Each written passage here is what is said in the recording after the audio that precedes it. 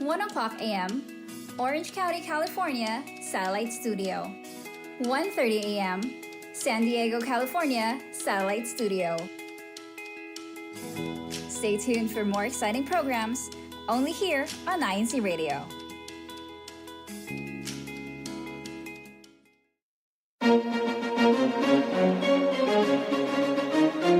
This is INCRadio, DCEM 954, the voice of truth, the official radio station of the Church of Christ or Iglesia ni Cristo.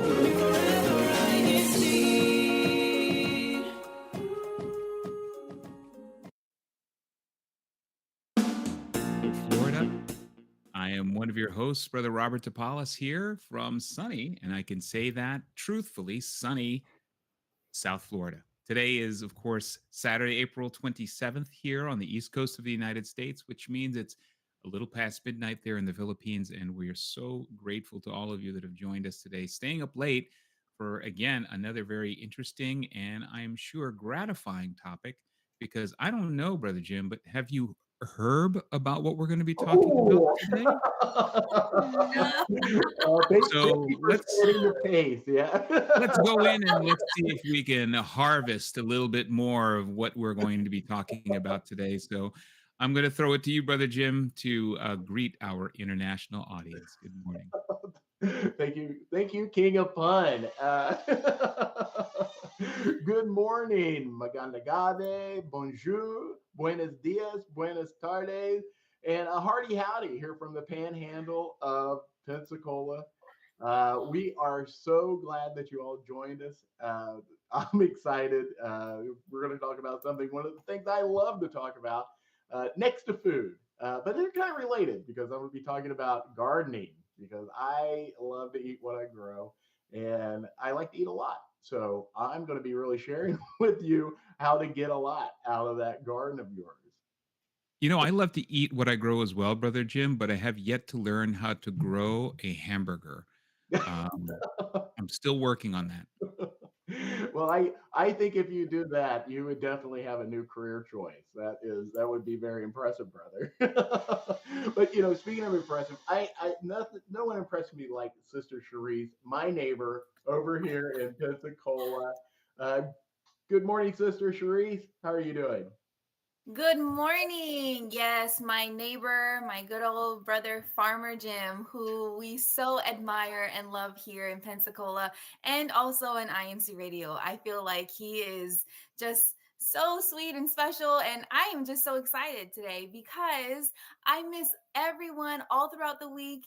And I'm so happy to be able to be here on Saturday. Like I always say, I look forward to being part of INCRadio, not just because I get to share this with all of you, but with all of my other Brother Rob, Brother Jim, Sister Marcel, Sister Audrey, Sister Joy.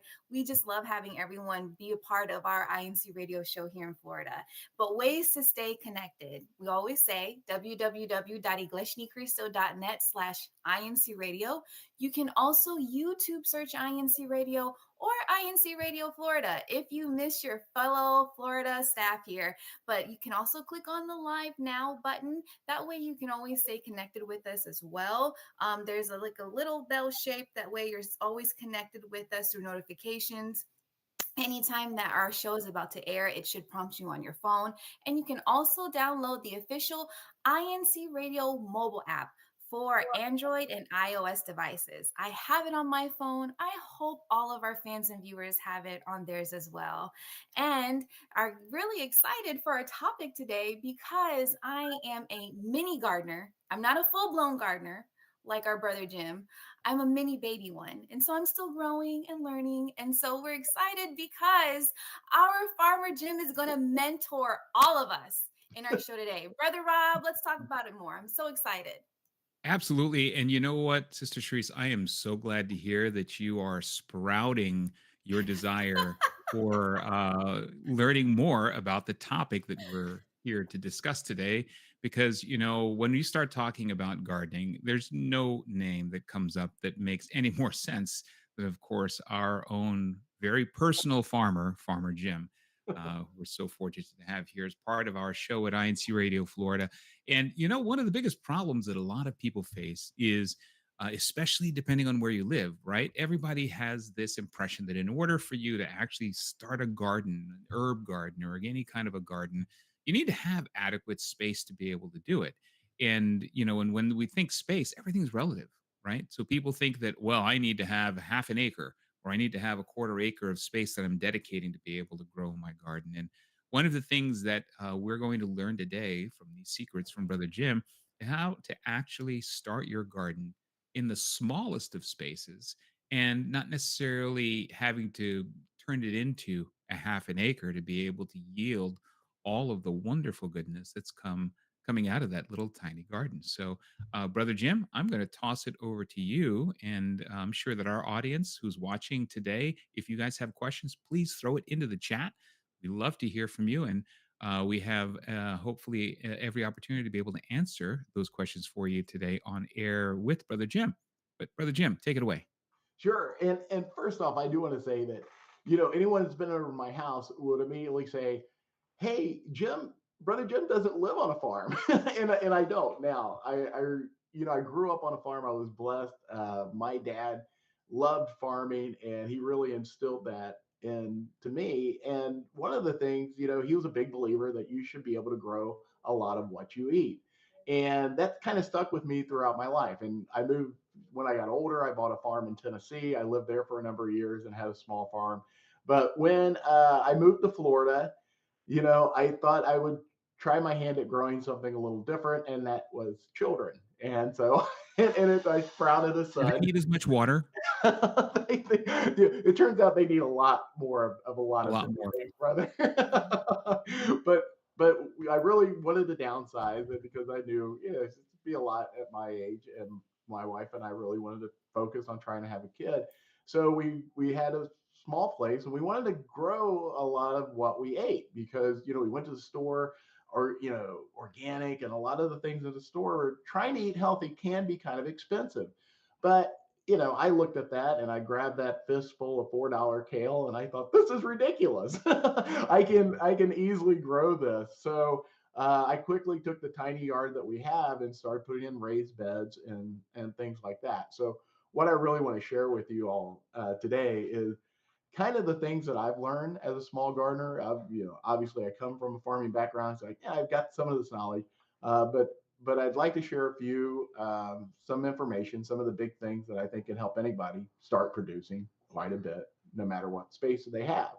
So with that, we'll just get into our main topic. And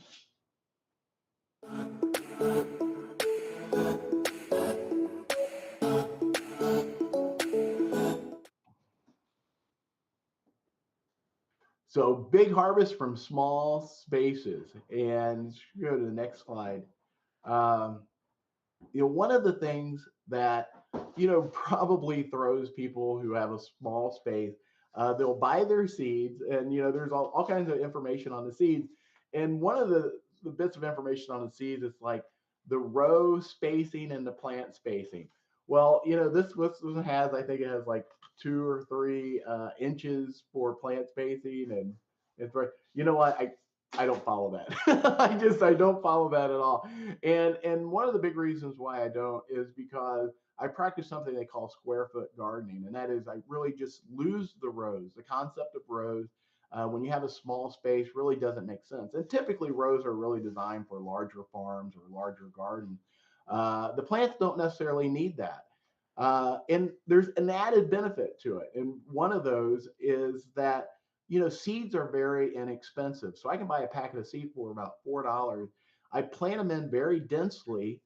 And as the plants grow, I immediately start to harvest. And like in this picture that I'm showing right now, what I'm showing is some bok choy. And bok choy started out, on the far, in the center spot, it all came up. It was very close together. I was able to pull it and give it some growing space for the plants that I left. But I got a nice salad out of that. A lot of these small microgreens, not only are they nutritionally dense, but they're also really flavorful. They tend to be a little sweeter, they're more tender. So I can start harvesting. People will ask me, if I plant this, when can I start eating? most of these greens you can start eating in as little as 30 days, sometimes even fewer. But obviously they're going to be small, and you do want to thin so they have this chance to kind of spread out. You also want to grow things that tend to work well with square foot gardening, and that is primarily a lot of the leafy greens. Talking about kale, bok choy, things even like onions. There's bunching onions. So there are certain varieties you want to lean towards, but most of those really are like the lettuce and anything that's a leafy green. And frankly, because when I have a small space, I'm looking for the most bang for my buck, right? I don't have the big space to have large rows of corn or something like that. But, if you go to the store and you see like a thing of organic lettuce, it could be almost $5. And I can easily grow that. That's oftentimes I can fill up one of those containers just in thinning a small area. And, and so, really square foot gardening, take the most, space that you can and just thin, and you'll get a feel for what your plants need to really thrive. uh, so if we go to the next slide, brother. Yeah, The brother Jim, before we do that, I had a question. Sure. So you mentioned that, in some groceries you're going to pay a premium price Yeah, for what they call organic vegetables. Can you right. tell our audience, maybe some of them may know, some of them may not, what's the key difference between organic and what the less expensive That vegetables would be? honestly, brother, that's such a great question, because really the regulations around what makes something organic or non-organic is frankly kind of squishy. Just because if you think about, and not to go too deep into the weeds, no pun intended, but if you think I about it, see what you did there.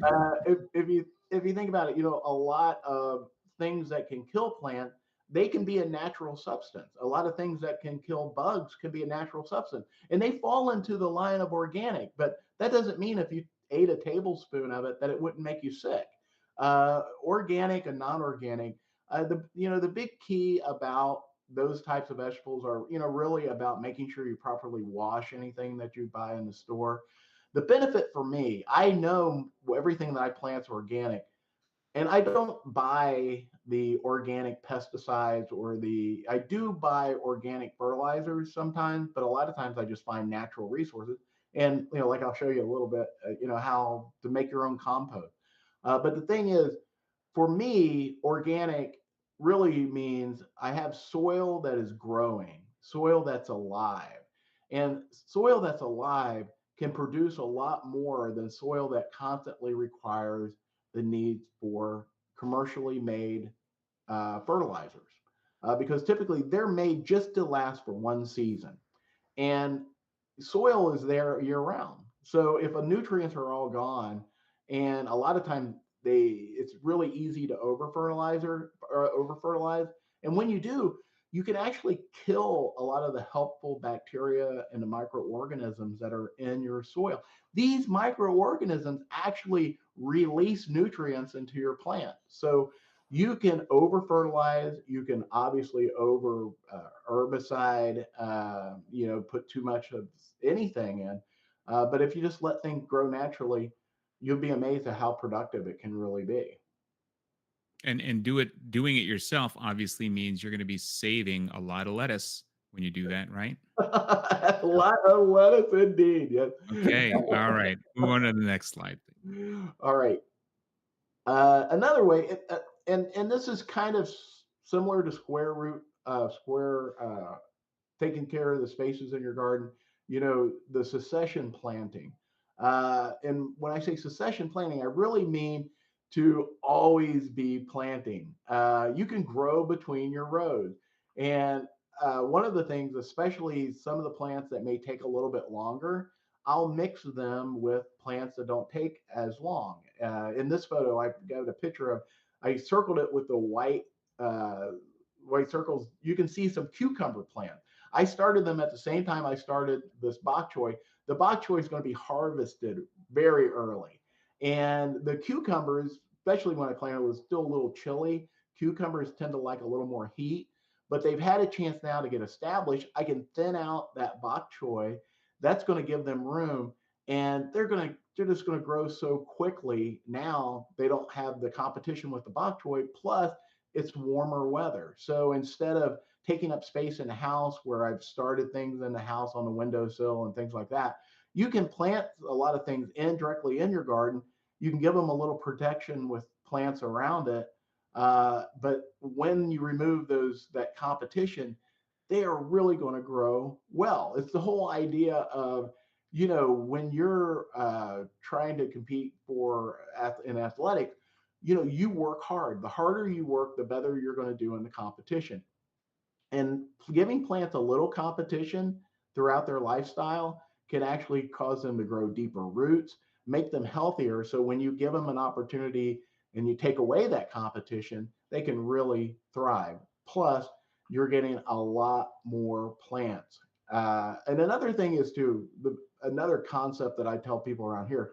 One of the things that, because I tell people I'm a gardener, they'll ask me, when should I plant this? When should I plant that?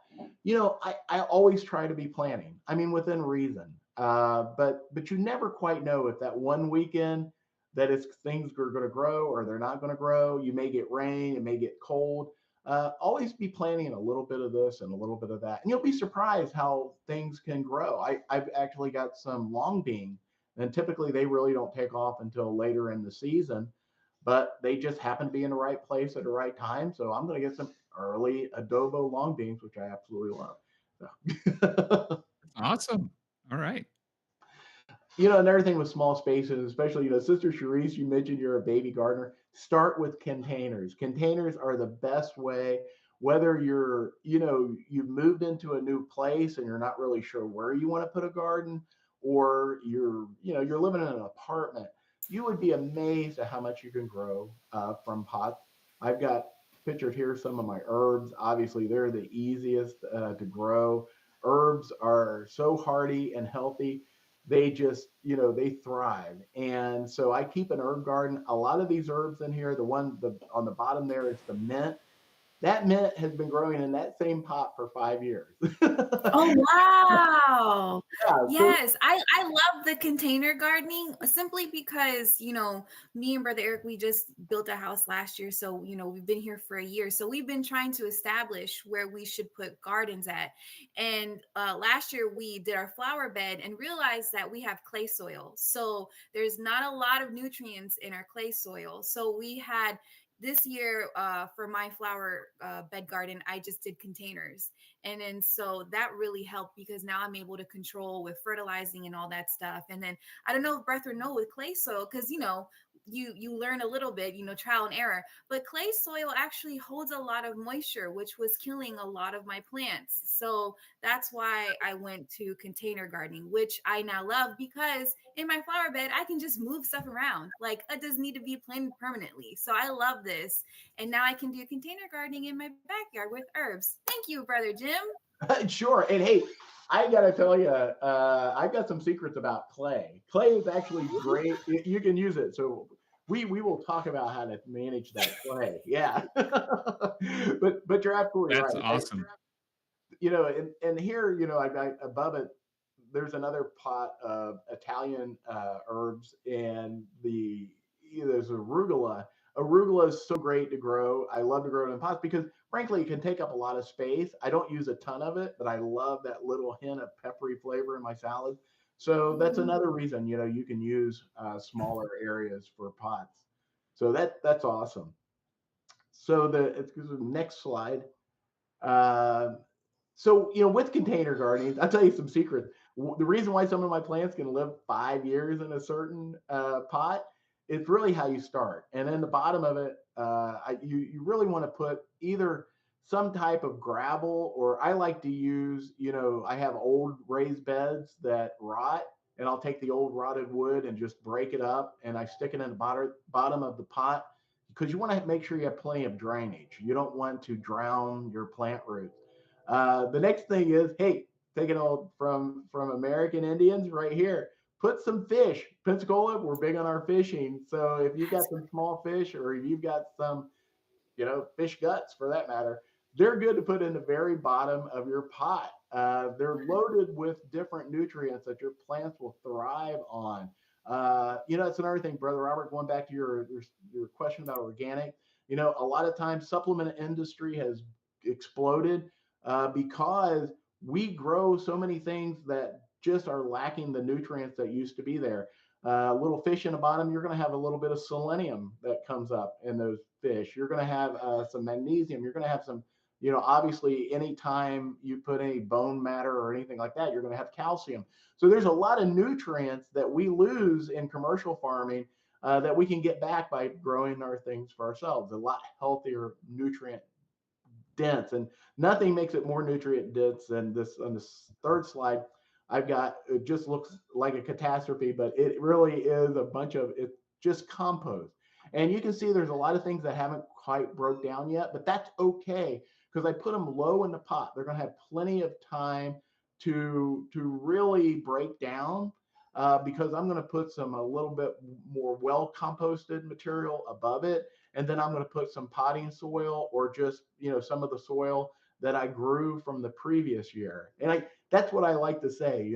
You can grow soil. My potted plants are my little soil factories, right? You can see all these different mixtures. After one season, I take this entire container and I dump it into my raised bed. That way I have well composted, all from top to bottom. The fish are gone, the orange peels are gone, the eggshells are gone. All those things that within one season have completely composted because the plants above it have, when they matured, they were able to get some nutrients from it.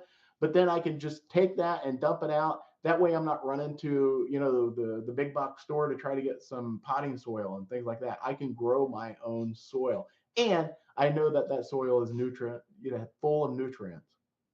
So, the next slide, this is the final slide. Really another big point is you can go vertical. And, I've seen this, I've learned a lot just hanging out with my wife, growing some of the things that like, bitter gourd, bitter melons, what is it, Oppo, which is like bottle gourds that we would call them. And they're wonderful, but they thrive in being able to climb up, and they can offer a little bit of shading in your garden. Going vertical, finding different things to use. You use trellises, you can use wire. What I have pictured here, if you go and find cattle wire and then have a friend, or if you got some bolt cutters, just cut those up and make panels out of them, and just some wood will keep it up. It's not very heavy, but it's going to allow things to really thrive. And all these pictures that are in this presentation, I just took. So right now my snow peas have gone crazy, and that's what's pictured here. But it really is 100% easy to grow in a small space. It's incredibly satisfying. There's nothing better than going out and picking your own salad and eating it fresh. And it's incredibly healthy. If you get out in the sunshine, it's fun to do. And my son loves it. My wife loves it. She's now my supervisor in the garden. She comes out and tells me what she needs me to plant next.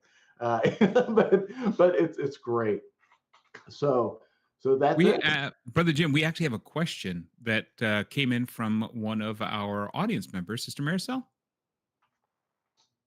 Yes, Go from ahead. Andrew Santa Monica in Seattle, he asks, "What are your thoughts on aeroponics? What's a what? What are your thoughts on aeroponics?" It kind of goes into what I was saying about the nutrients. You can certainly do it, and you can produce a lot, but you're having to infuse it with a lot of different nutrients. I try to keep uh, natural, for lack of a better word, but it really is. Anytime you're growing in a space where you're having to add nutrients to it because it's just living in the water, then you're kind of at the mercy of what nutrients you can buy. So I just kind of like the whole idea of being a little self-sufficient, kind of growing my own soil, growing my own nutrients. Great answer, Brother Jim. Well, we are getting near the bottom of the hour, and we're going to be having to share with you some special and actually pretty exciting news. Starting next week, INC Radio Florida is going to be moving to a new time slot. We are going to be now on at 9:30 in the morning here on the East Coast, which means, Brother Jim, you're going to have to get up a little bit earlier because you're going to be doing it at 8:30 in the morning here in the Central Time Zone. So that starts next week. That's May 4th. So for all of our audience that joins us every week, that we're so grateful for you being here. That's 9:30 in the morning here on the East Coast starting next week, 8:30 Central Time. It also means it's 9:30 in the evening there in the Philippines. So if you are on your commute home or you're sitting there and listening to us, now you don't have to stay up so late and drink all that coffee. You can stay up and watch us during prime time. So please continue to tune in. We're going to have another great topic for you. But before we sign off, our friends over in INCRadio Caribbean are going to be on next. Sister Maricel, how about our acknowledgments, please? Of course, Brother Robert. Of course, we have to thank everyone who helps make our show happen every week. First and foremost, we'd like to thank our Executive Minister, Brother Eduardo V. Manalo, and our CEBSI CEO and CFO Coordinator, Brother Angelo Aranio Manalo, and our Executive Producer, Brother Manly Andaya. Here on the home front in Florida, we'd like to thank our District Minister, Brother Marlon Balason, and our Assistant District Minister, Brother Carlitos Medina, and our CFO Overseer, Brother Mark Bernal. And we cannot forget to thank Kuya Tech for staying up with us this week and helping us make our show happen. Back to you, Brother Robert. All right. Thank you so much to all of you that are watching us or listening to us. We do truly appreciate your support. We look forward to hearing from you next week when we're in our new time slot, which is 9:30 in the morning here on the East Coast, 8:30 Central, 9:30 in the evening there in the Philippines. But for right now, this is Brother Robert Tapalas coming to you from here in Tampa, Florida, for Brother Jim Farmer. Jim, thank you again for all of those wonderful tips up there in Pensacola. Sister Charisse there in Pensacola, and of course, Sister Maricel here in Tampa, Florida. Have a great Saturday. Stay tuned. INC Radio Caribbean is coming up next.